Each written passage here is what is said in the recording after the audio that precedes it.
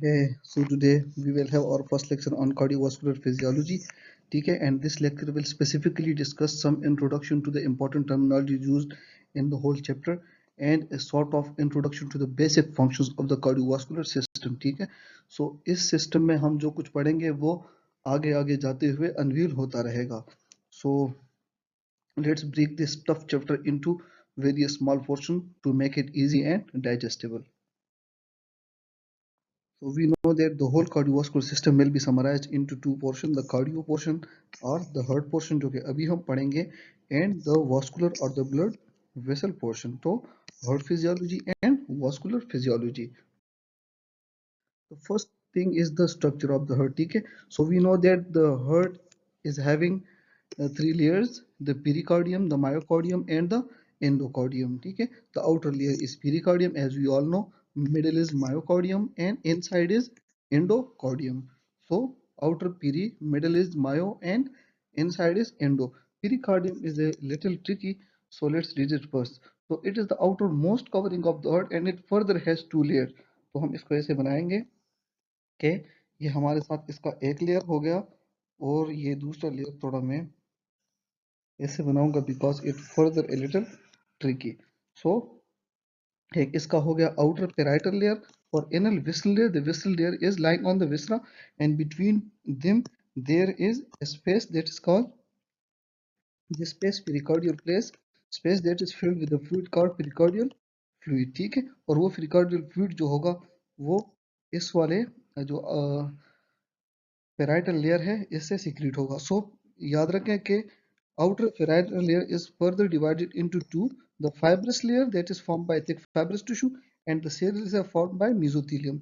तो जो मैंने बनाया ऐसे ऐसे करके this is the serous layer और outer जो indigo कलर का है that is the fibrous layer और inner layer this is mesothelium, the squamous cells of serous layer and it actually these cells that secretes the fluid. तो यहाँ पे जो fluid होगा वो इन serous cells जो mesothelium में इसका इससे secrete होगा. So remember the important point के pericardium is the outer parietal and the lateral outer parietal further into two, the fibrous layer and the serous layer, and the serous layer secrete fluid that is pericardial fluid. ठीक है, and occupying this space. Now let's come to myocardium. It is the middle layer we formed by cardiomyocyte and cardiac muscle fiber. इसके तीन types of fibers होते हैं. Number first वो muscle fibre जो contractile unit बनाते हैं, आगे जाके हम इंशाल्लाह कंट्रेक्टाइल यूनिट थोड़ा थोड़ा पढ़ेंगे. दूसरा वो फाइबर्स जो एज ए पेसमेकर काम करते हैं और तीसरे वो जो कंडक्शन सिस्टम में यूज होते हैं. ठीक है, so muscle fibres forming contractile unit, forming pacemakers and forming conductive system of the heart. Inner जो है it is the innermost and formed by the single layer of the endothelium and it is the layer that is very important for the endocarditis. ठीक है, and it lines the inner surface and the endocardium continue as endothelium of the blood vessel. For example, this is heart and this is the blood vessel going out. तो जो इसका inner endocardium है it becomes continuous with the blood vessels. Now actions of the heart. तो actions of the heart mainly four हैं. एक है इसका chronotropic action, second one is inotropic, the third one is dromo and fourth one is बेथमोट्रॉपिक. अच्छा, chronotropic क्या है? और chronotropic को आप सिंपली याद रखें कि it is the heart rate.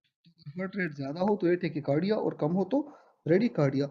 Inotropic जो है याद रखें कि it is force of contraction. तो वंस अगेन इसके टू टाइप्स होंगे, या पॉजिटिव आइनोट्रॉपिक्स होगा जिसमें फोर्स ऑफ कंट्रैक्शन ज्यादा होगा, या नेगेटिव आइनोट्रॉपिक होगा जिसमें फोर्स ऑफ कंट्रैक्शन कम होगा. The third one is dromotropic. Dromic tropic actually conduction of impulses. तो वंस अगेन इसके टू फॉर्म्स होंगे, या तो पॉजिटिव ड्रोमोट्रॉपिक इफेक्ट होगा जिसमें कंडक्शन वेलोसिटी ज्यादा होगी, या नेगेटिव ड्रोमोट्रॉपिक इफेक्ट होगा जिसमें कंडक्शन वेलोसिटी कम होगी. And the other one is bathmotropic, that is the excitability of the cardiac muscle fibers. ठीक है, in the same way it may be either positive bathmotropic and negative bathmotropic. So hope so far these terminologies are clear. Now let's move ahead. Autonomic control of heart. So we already know that heart has a dual supply that is having sympathetic and parasympathetic. तो sympathetic का receptor इन पे beta होता है जो कि हम already detail में discuss कर चुके हैं ऑटोनॉमिक नर्वस सिस्टम में, और डिटेल में हम नहीं जाएंगे. और इनका न्यूरोट्रांसमीटर यहाँ पे नॉरएपिनेफ्रिन है, ठीक है, मेनली नॉरएपिनेफ्रिन, दो के epinephrine also has effect on heart. और इसके इफेक्ट्स क्या होंगे? Increase the heart rate, increase conduction velocity, और increase conduction velocity specifically in the AV node. Similarly parasympathetic का रिसेप्टर मस्करीनिक है, ठीक है, न्यूरोट्रांसमीटर इसका एसिटाइलकोलिन है। हार्ट रेट को ये डिक्रीज करेगा, हमें पहले पता है कि कार्डियोवास्कुलर सिस्टम को डिक्रीज करता है। कंडक्शन वेलोसिटी डिक्रीज करेगा specifically in the AV node. AV node में बार बार इसलिए बता रहा हूँ कि एग्जाम में इस पे क्वेश्चंस आएंगे, और इंशाल्लाह हम जाकर हम इस चीज को थोड़ा थोड़ा एक्सप्लेन क्या करेंगे। And the next one is contractility. तो एट्रिया में मेनली ये कंट्रैक्शन डिक्रीज करता है। सो पैरासिम्पथेटिक और एट्रिया, ये पॉइंट अभी से जहन में रख के इंशाल्लाह आगे जाके हम एक बार फिर भी इसे पढ़ेंगे कि कंट्रैक्टिलिटी डिक्रीज करता है specifically in the atria. So याद रखें कि डिक्रीज जब conduction velocity through AV node होती है, it increases the PR interval and vice versa. इंशाल्लाह जाके आगे जाके ये खुद एक्सप्लेन हो जाएगा, लेकिन पॉइंट जहन में रखा करें। Ionic mechanism of autonomic nervous system, के किस तरह autonomic nervous system various phases of the heart contraction, dromotropic bathmotropic सारे इफेक्ट को इफेक्ट करता है। तो ये डिपोलराइजेशन के फेजेस नेक्स्ट लेक्चर में हम पढ़ेंगे।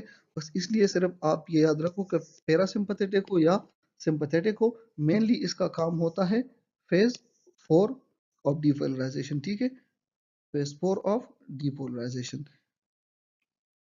यहाँ पे भी सिंपैथेटिक में भी it increase the heart rate via phase 4 depolarisation, ठीक है, पॉजिटिव क्रोनोट्रॉपिक इफेक्ट। और आयन मेनली यहाँ पे क्या होगा? सोडियम करंट, जो कि इंशाल्लाह आगे जाके हम पढ़ेंगे। And similarly phase 4 depolarisation in the SA node, लेकिन पैरासिम्पैथेटिक क्या करता है? डिक्रीज करता है, और सिंपैथेटिक इंक्रीज करता है। और मेनली इफेक्ट कहाँ पे करता है? Phase 4 depolarisation. Now decrease in the conduction velocity करता है थ्रू एवी नोड, ठीक है, और ये करता है through number 1 decrease in the inward current of the calcium and increase in the outward current of the potassium, ठीक है। और जो सिंपैथेटिक है, ये मेनली थ्रू सोडियम कैल्शियम ही करेगा, ठीक है, इसमें पोटाशियम का इफेक्ट इतना नहीं है। So increase in the conduction velocity by increasing the inward current of the calcium, और यहाँ पे डिक्रीज करता है through decreasing inward calcium and increasing outward potassium. अच्छा, ये इंपॉर्टेंट पॉइंट मैं आपको एक पहले भी बताया था कि atria, SA node, AV node all have vagal stimulation, but ventricles do not have any vagal stimulation. So conduction velocity याद रखें कि फास्टेस्ट इन परकिंजी में होती है और slowest in the AV node. तो कंडक्शन वेलोसिटी पे बहुत ज्यादा क्वेश्चंस आते हैं ये वाले कि फास्टेस्ट कहाँ पे है। So remember, Mr. Purkinje is having the fastest system, Mr. AV is having the slowest system.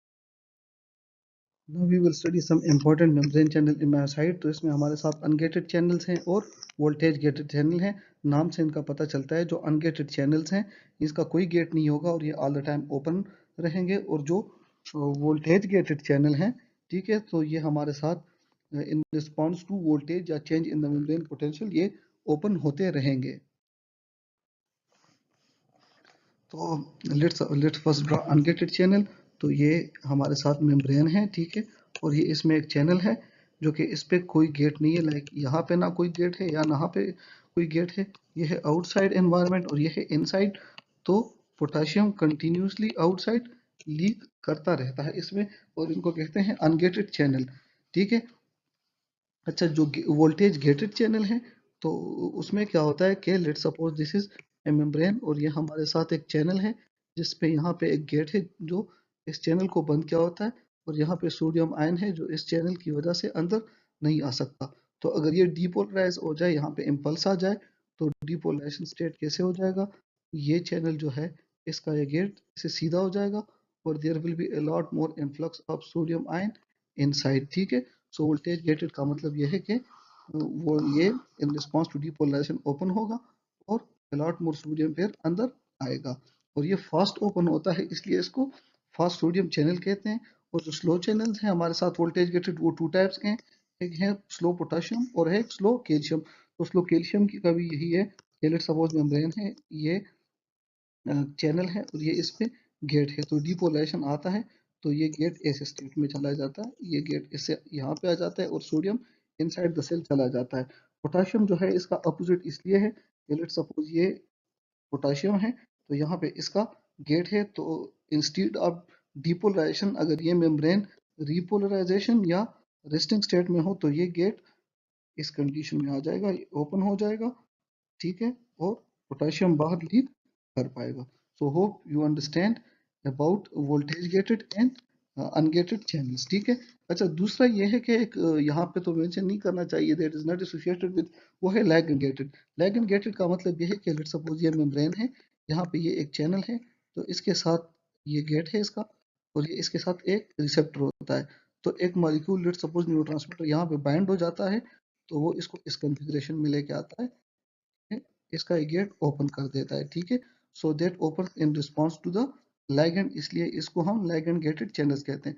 So hope by now it is clear to you that there is ungated channel, there is voltage gated channel, जो कि या fast होंगे like sodium, और या slow होंगे like potassium and calcium, या like तीसरी type जो है वो मैं यहाँ पे बना दूंगा, वो है ligand gated।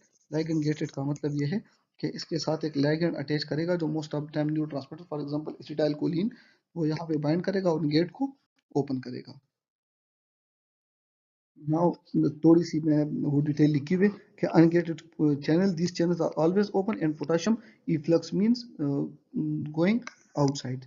अच्छा, voltage gated channel, these channels open and close quickly करना, and that is why sometimes referred as fast channel, और these are closed under resting, हमें पता है, और depolarization open them। voltage gated calcium channel तो almost इसी की तरह है लेकिन स्लो है, तो अंडर रेस्टिंग कंडीशन क्लोज होते हैं, depolarization open them, they open more slowly than sodium channel, ठीक है, and consequently they are called slow channel। voltage gated potassium channel तो वो different in a sense that they open under resting or repolarization and depolarization closes them। so nutshell हमारे साथ क्या आ गया इसका, the potassium conductance is exceptionally high during resting state। exceptionally high क्यों है, let's suppose ये membrane है, ठीक है, तो हमारे साथ ये एक पोटेशियम चैनल होगा, ये दूसरा, ये अनगेटेड है तो इससे तो पोटेशियम निकल ही रहा है, और ये गेटेड है तो हमें पता है कि रेस्टिंग स्टेट में इसका गेट ओपन होगा तो इससे भी पोटेशियम बाहर लीक करेगा। That is why potassium conduction is exceptionally high during resting state, because open ungated and open voltage gated channel during resting state, while potassium conduction is minimal during plateaus. तो आगे जाके इंशाल्लाह हम plateaus discuss करेंगे। Hope by now these things जो हमने पढ़े हैं ये क्लियर हैं, और आगे जाके हम थोड़े और भी टफ चीजें पढ़ेंगे, that will be the action potentials in the nodes in the myocardium, ठीक है, और उसके साथ में heart cycle. So it is all for now, thank you so much.